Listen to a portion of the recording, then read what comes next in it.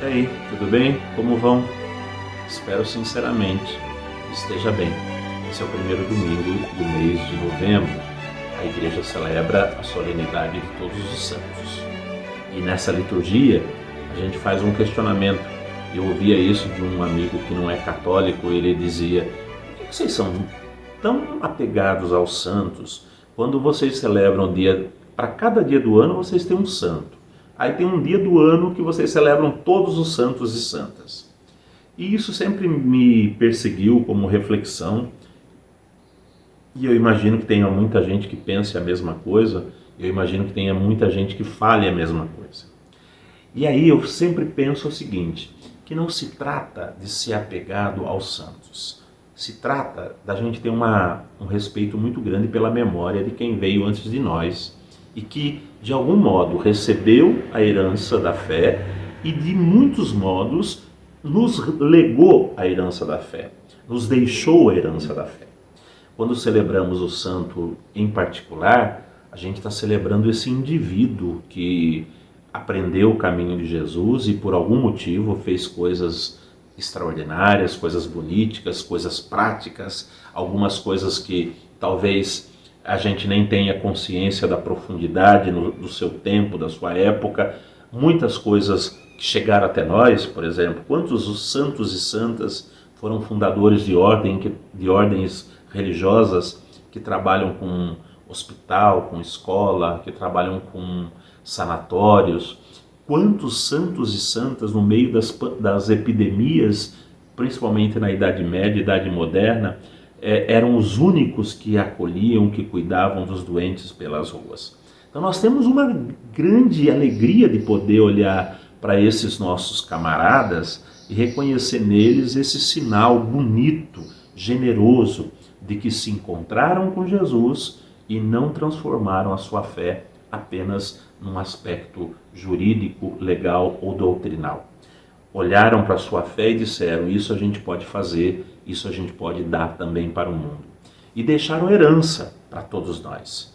Quando eu falo que esta paróquia ou aquela comunidade tem o santo ou a santa padroeira, a gente está dizendo: olha, a espiritualidade desse santo, dessa santa, permanece vivo nessa porção do povo de Deus, porque essa comunidade vai aprender também a olhar para o seu antepassado e vai aprender, ou pelo menos tentar, aprender quais são as práticas, os caminhos que essa pessoa, que aquele antepassado usou para conhecer e testemunhar Jesus Cristo. E quando a gente celebra a solenidade de Todos os Santos, a gente está celebrando um ideal da vida cristã. Nós não estamos celebrando um panteão de santos e santas. A gente está celebrando o ideal da vida cristã, que é o que a gente professa no nosso creio. Creio na comunhão dos santos. A gente crê que um dia todos os homens e mulheres que forem chamados e que forem considerados aproximados de Jesus vão estar nesta comunhão.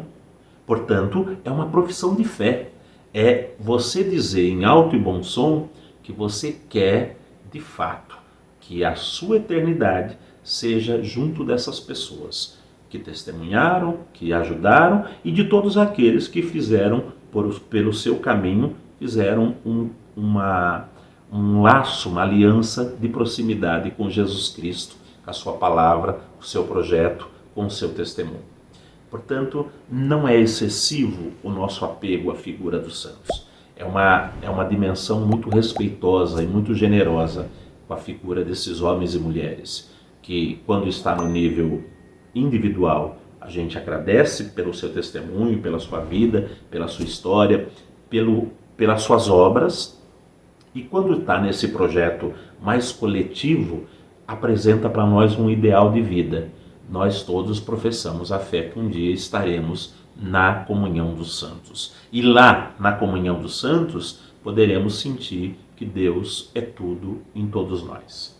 Portanto, não é excessivo, não é repetitivo, é generoso, é bonito, é educativo e é um aspecto importante da nossa doutrina, da nossa fé. O que eu acho muito bonito é que nesse dia que a gente celebra Todos os Santos, a igreja propõe para a gente o texto das bem-aventuranças. As bem-aventuranças, que no caso aqui está em Mateus 5, 1, 12, e que é justamente a proclamação disso que eu acabei de falar. Bem-aventurados aqueles que vão tendo capacidade de responder aos desafios que o seu tempo coloca com o sopro de Deus. O bem-aventurado, ele se separa ou ele se difere daquele que não é bem-aventurado, porque ele está sobre o sopro de Deus. Ele vai fazer coisas, ele vai se comprometer com ideias, com projetos, ele vai fortalecer a sua fé a partir dos ideais daquilo que o próprio Deus quer. Bem-aventurados os que têm fome e sede de justiça, porque vão ser consolados. Bem-aventurados os que promovem a paz. Percebem que são valores que alimentam essa proximidade do sujeito com a pessoa de Deus, com aquilo que Deus é e, portanto, com aquilo que Deus inspira no mundo e inspira em cada um de nós. Quando a gente celebra as bem-aventuranças, não é como se a gente estivesse tentando cunhar características de uma santidade meio passiva, né? Bem-aventurados os que têm fome de justiça, como se isso fosse uma coisa, não, é como se fosse uma coisa passiva, uma coisa restrita. Pelo contrário, essa bem-aventurança que a gente acredita é uma aventurança que fortalece o nosso caminho na direção de Deus. Por quê? Porque eu não vou construir a justiça por causa dos meus valores, mas porque eu acredito que esses são os valores do próprio Deus. A paz é um valor do próprio Deus. O cuidado, a misericórdia, o respeito são valores do próprio Deus. Portanto, ser bem-aventurado significa estar sob a inspiração daquilo que o próprio Deus é. Significa estar sob inspiração daquilo que Deus realiza em cada ser vivente e, portanto, aquilo que Deus coloca para nós como um desafio para poder crescer, se desenvolver e ser no mundo. Rezar as bem-aventuranças nesse domingo significa olhar para o ideal da comunhão dos santos e dizer: o caminho que nos leva para a comunhão dos santos são as bem-aventuranças e não tem outro. Por favor, não se iluda, não caia na besteira de pensar que existem outros caminhos, como 10 mandamentos ou coisa de qualquer tipo. Não. O caminho para a comunhão dos santos são as bem-aventuranças. E isso deveria ser o nosso arroz com feijão, tanto na nossa vida comunitária, mas como na nossa prática diária do amor. A gente deveria saber que o que nos capacita para a comunhão dos santos é justamente essa consciência de sermos bem-aventurados. Aventurados para um bem, aventurados para um projeto de amor, onde o próprio Deus se manifesta, onde o próprio Deus se revela. Infelizmente, a gente perdeu muito disso.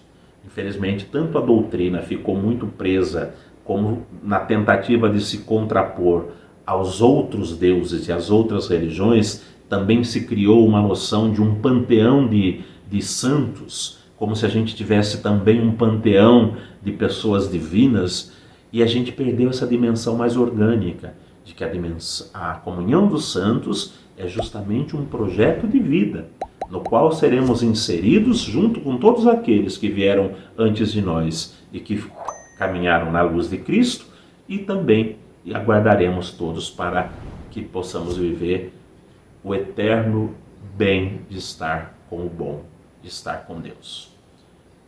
Eu desejo a você uma oportunidade de refrescar esses conceitos, de repensar e de buscar juntos como podemos ser bem-aventurados num mundo que nos deixa tão mal-aventurados.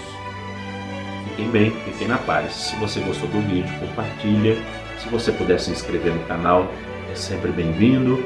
E se comentar, nem que seja joinha ou nem que seja amém, já ajuda no engajamento do vídeo. Um abraço, fiquem bem.